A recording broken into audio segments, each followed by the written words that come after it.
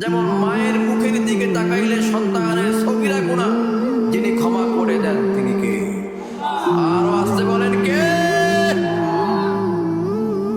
সগীরা গুনাহ আল্লাহ মাফ করবেন, কিন্তু কবিরা গুনাহ, শিরকের গুনাহ এগুলো তওবা করা ছাড়া আল্লাহ মাফ করবেন না।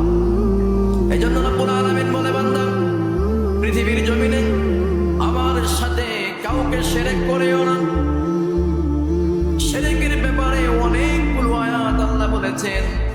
সমাজের মধ্যে এমন এমন শিরক আছে, এমন এমন শিরক আমরা করি যে শিরকের ব্যাপারে আমরা জানিও না। কয়েকটা শিরকের কথা বলবো নি, শুনবেন?